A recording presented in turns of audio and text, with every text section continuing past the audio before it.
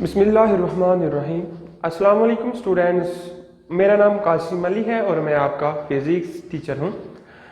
तो students as you know well, हमने pre first year physics का चैप्टर नंबर 7 स्टार्ट किया हुआ था, ठीक है, जिसका नाम था ऑसिलेशंस। तो बेटा हमने अपनी इस वीडियो के लिए जो आज मैंने टॉपिक चूज किया है वो टॉपिक का नाम है डैम्प्ड एंड अनडैम्प्ड ऑसिलेशन। ठीक है, डिफरेंस है, ये भी ऐसा शॉर्ट क्वेश्चन आपसे पूछा जा सकता है कि आपने डिफरेंस बताना है कि डैम्प्ड और अनडैम्प्ड ऑसिलेशन का क्या मतलब होता है। ठीक है, इनमें क्या डिफरेंस आता है, आपने इसको एक्सप्लेन करना है। तो चलते हैं स्टूडेंट हम अपने टॉपिक की तरफ। बेसिकली डैम्प्ड ऑसिलेशन की जब हम बात करते हैं, damped oscillations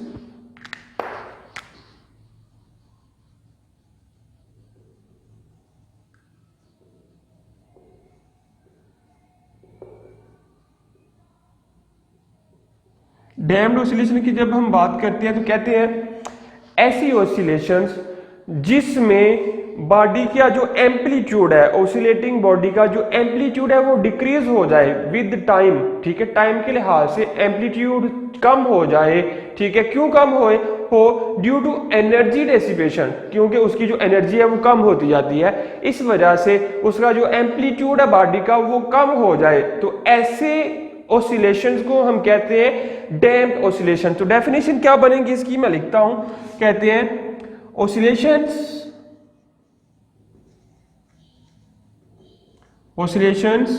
in which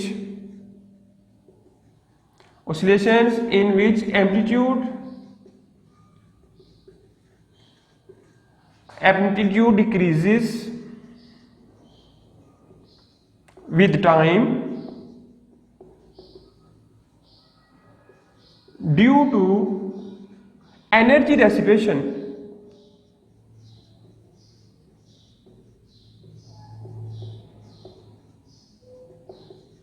is called damped oscillations। ठीक है, oscillations in which amplitude decreases with time due to energy dissipation is called damped oscillation. की ऐसी ऑसिलेशन जिसमें एम्पलीट्यूड टाइम के लिहाज से कम हो जाए, चूंकि उसकी जो एनर्जी है वो कम होती जाती है, डिसिपेट हो जाती है, यानी खर्च होती जाती है। कैसे खर्च होती है वो अभी एक्सप्लेनेशन ही हम देखते हैं। फिलहाल अभी डेफिनेशन का तक हम पहुंचे हैं कि ऐसी ऑसिलेशंस जिसमें एम्पलीट्यूड जो ऑसिलेटरी बॉडी का जो एम्पलीट्यूड होता है वो कम हो जाए विद द टाइम में। तो क्यों कम हो, क्योंकि उसकी जो एनर्जी है वो डेसिपेट होती रहती है, वो खर्च होती रहती है, कम होती रहती है। ठीक है, इसको हम कहते हैं डैम्प्ड ऑसिलेशन। तो स्टूडेंट्स अगर हम इसकी एक्सप्लेनेशन की तरफ चलें तो एक्सप्लेनेशन में क्या कहते हैं देख लेते हैं।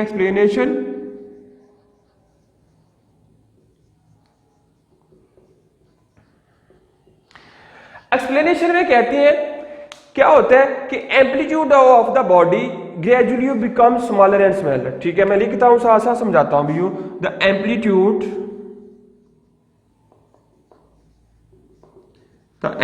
Of body decreases. ठीक है, एम्पलीट्यूड जो उसका होता है वो क्या हो जाता है, डिक्रीज हो जाता है। ठीक है, बिकम डिक्रीज की जगह कहते हैं amplitude of body become gradually smaller. इसको जरा यूज कर लेते हैं, बेहतर रहेगा। बिकम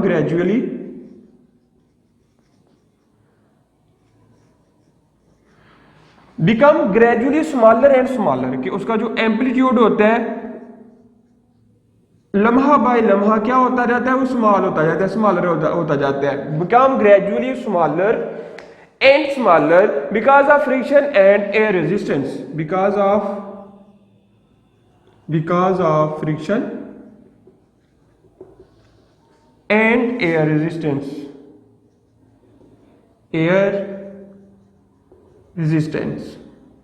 ठीक होगी बात। कहते हैं कि जो बॉडी का एम्पलीट्यूड होता है वो ग्रेजुअली कम होता है, यानी तरतीब के साथ। ये नहीं होता कि एकदम से कम हो गया, एकदम से कम नहीं होता, यानी थोड़ा थोड़ा करके कम होता है। ठीक है, क्यों कम होता है, क्योंकि उसमें फ्रिक्शन भी होती है, ठीक है, और हवा की रेजिस्टेंस भी होती है। इन दोनों वजह से क्या होता है कि इसका जो एम्पलीट्यूड है वो कम हो जाता है। अब दूसरी बात रहेगी, पहली बात हमने डेफिनेशन में कही थी oscillation in which amplitude decreases, हमने कहा डिक्रीज हो गया। कैसे डिक्रीज होता है, क्यों डिक्रीज होता है? Due to friction and air resistance. Air resistance friction की वजह से चेंज होता है। दूसरी बात की एनर्जी डेसिपेशन। अब हमने देखना है कि जो एनर्जी डेसिपेट हो रही है, खर्च हो रही है, वो कहां खर्च होती है, उसकी तरफ कहते हैं as the energy of oscillator is use as the energy as the energy as the energy of oscillator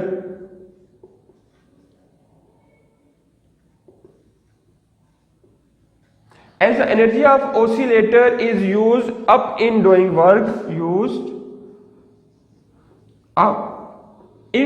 work ठीक है, वर्क करने में इस्तेमाल होती है against the resistive forces, against the resistive forces.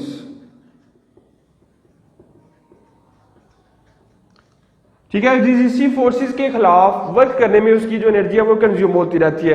That is why the amplitude decrease with time, that is why the amplitude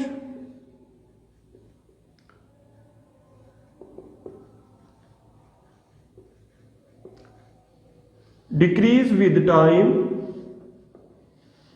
and becomes zero।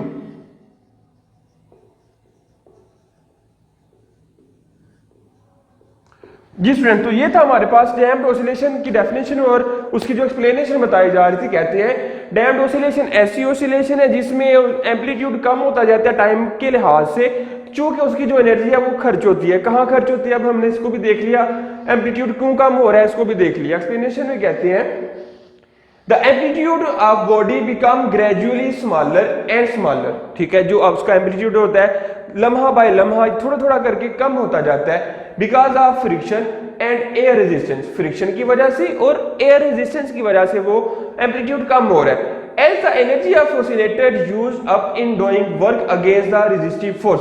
ये जो resistive forces आ रही थी फ्रिक्शन वाली और रेजिस्टिव फोर्सेस, इसकी जो ऑब्जेक्ट की जो एनर्जी होती है वो क्या करती है कि इनके खिलाफ वर्क करती है, इनके अपोजिट चलते, चूंकि वो इसको रोकते हैं लेकिन एनर्जी क्या करती है प्रेशर के साथ यानी जबरदस्ती उसको दोबारा से मोशन में लेकर आती है।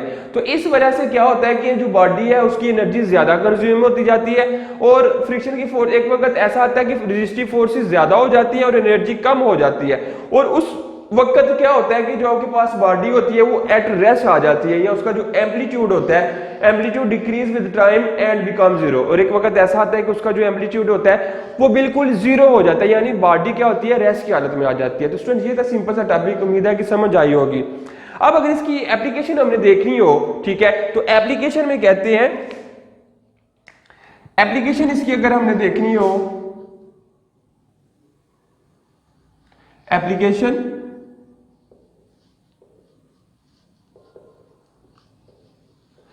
तो स्टूडेंट एप्लीकेशन बिल्कुल इसकी कहते हैं आम एग्जांपल देते हैं। कहते हैं कि जो कार के शाक्स होते हैं, ठीक है, यानी जैसे बाइक आम चीज इस्तेमाल होने वाली है उसके शाक होते हैं, ठीक है, इसी तरह कार के भी शाक होते हैं। तो जो कार के शाक होते हैं, ठीक है, वो बेहतरीन एग्जांपल है ये डैम्प्ड ऑसिलेशंस की।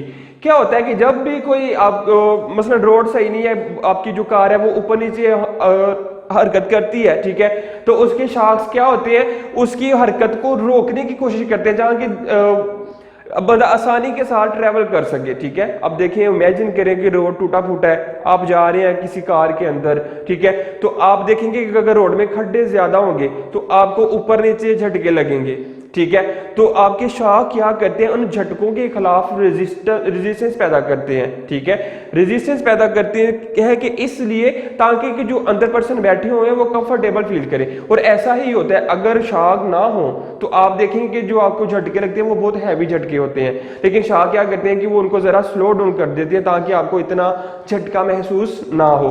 तो ये सारा इसकी एप्लीकेशन है कि कहते हैं application of damped oscillation is the shock absorber of a car. Application क्या है? शॉक अब्जॉर्बर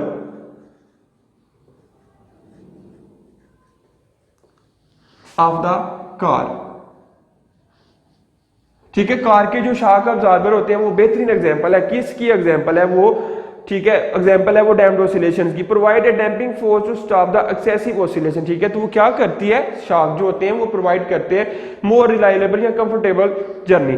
ठीक है, तो क्या करते हैं, जब आपको झटके लगते हैं तो वो जो गाड़ी के शॉक है वो उनके खिलाफ रेजिस्टेंस पैदा करते हैं, यानी अपनी एनर्जी उनमें प्रोवाइड करते हैं, उनको स्लो डाउन करने के लिए जो अपनी एनर्जी को यूटिलाइज करते हैं। इस वजह से क्या होता है कि जो शॉक अब्जॉर्बर है वो इतने कार के अंदर जो बैठे पर्सन होते हैं उनको इतने झटके महसूस नहीं होते। तो स्टूडेंट ये थी हमारे पास damped oscillations.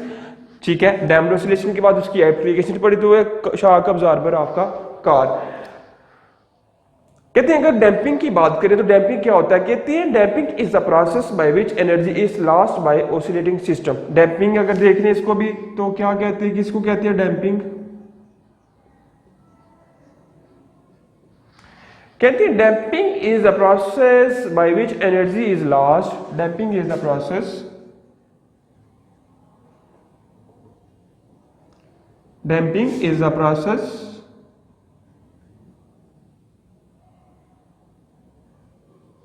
by which energy is lost by oscillating system।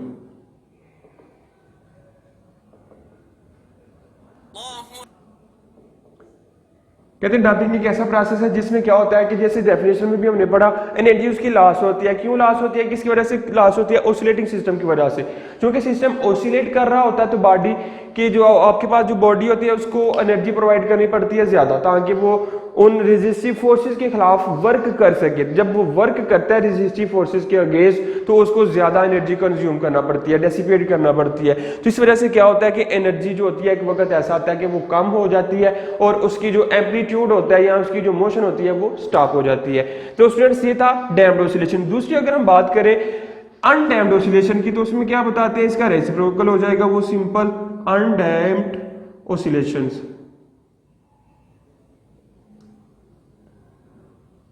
ठीक है स्टूडेंट्स, अनडैम्प्ड ऑसिलेशन क्या फर्क आएगा? इधर कहते हैं oscillation in which amplitude decrease with time. तो इधर कह सकते हैं हम amplitude does not decrease with time. ठीक है, तो आपके पास ये बन जाएगा अनडैम्प्ड ऑसिलेशन। कहते हैं कि ऑसिलेशंस इन विच, अगर इसकी डेफिनेशन लिखूं, ऑसिलेशंस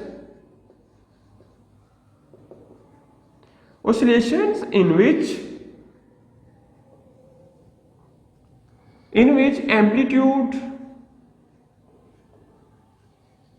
does not change या decrease, amplitude remain same, ये लिखने ये मोर सुटेबल होगा कि amplitude remain same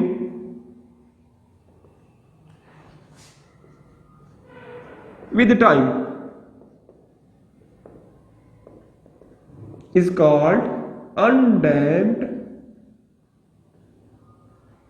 oscillations। I hope कि आपको डेफिनेशन बोलने से ही समझ आ गई होगी। जैसे हमने पढ़ा कि अगर एम्पलीट्यूड कम हो और एनर्जी डेसिपेट हो तो ऐसी ऑसिलेशन को कहते हैं डैम्प्ड ऑसिलेशन। लेकिन इसका अगर रेसिप्रोकल कर लें, उलट कर लें इसको, oscillation in which amplitude remain same with time, कि टाइम के गुजरने के साथ भी जो उसका एम्पलीट्यूड होता है वो क्या हो, सेम रहे, चेंज ना हो, तो उसको हम बोलेंगे अनडैम्प्ड ऑसिलेशन। ठीक है, अगर एम्पलीट्यूड और एनर्जी चेंज हो जाए यानी कम हो जाए तो उसको बोलते हैं डैम्प्ड। अगर एनर्जी और एम्पलीट्यूड कम ना हो उसको हम बोलते हैं अनडैम्प्ड ऑसिलेशन। तो कहते हैं in undamped oscillation energy is not dissipated from the oscillating system. तो इसका सारा रेसिप्रोकल आ जाएगा। अनडैम्पिंग क्या होता है उसको भी देख लेते हैं। ये डैम्पिंग हमने पढ़ा, अब अनडैम्पिंग।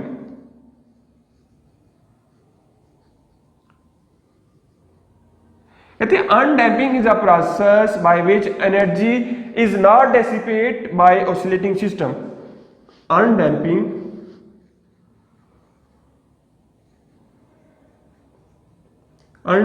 is a process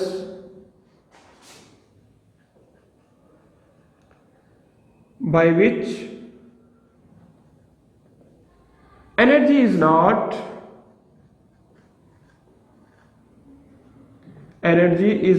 dissipated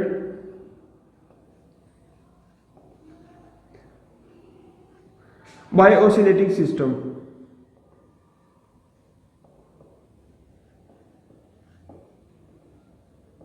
ठीक है, ऐसा प्रोसेस जिसमें एनर्जी डिसिपेट ना हो, ठीक है, उसको हम क्या कहते हैं? Undamping. Undamping is a process by which energy is not dissipated by oscillating body, कि ऐसा प्रोसेस, ऐसा तरीकाकार जिसके अंदर ऑसिलेटिंग बॉडी की वजह से एनर्जी कम ना हो, एनर्जी कंज्यूम ना हो, उसको हम क्या कहते हैं?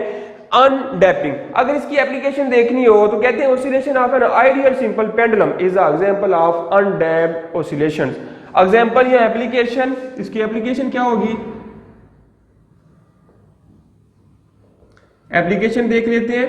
कहते हैं जैसे हमने सिंपल पेंडुलम टॉपिक पढ़ा, आपको अच्छी तरह से याद होगा, सारा तरीकाकार भी क्या उसका मैंने उधर बताया था आपको उस वीडियो में, कि आपके पास एक पेंडुलम होता है, अगर आप उसको थोड़ा सा डिस्प्लेस करके छोड़ते हैं तो वो to and fro motion start कर देता है, ठीक है, और उसमें इतनी फ्रिक्शन भी नहीं होती, ठीक है, इतनी रेजिस्टिव फोर्स भी नहीं होती, और उसकी जो एनर्जी है वो भी इतनी डिसिपेट नहीं होती। तो कहते हैं जो सिंपल पेंडुलम है वो बेहतरीन एग्जाम्पल है किसकी? अनडैपिंग की। एन आइडियल सिंपल पेंडुलम, ठीक है, is the example या oscillations of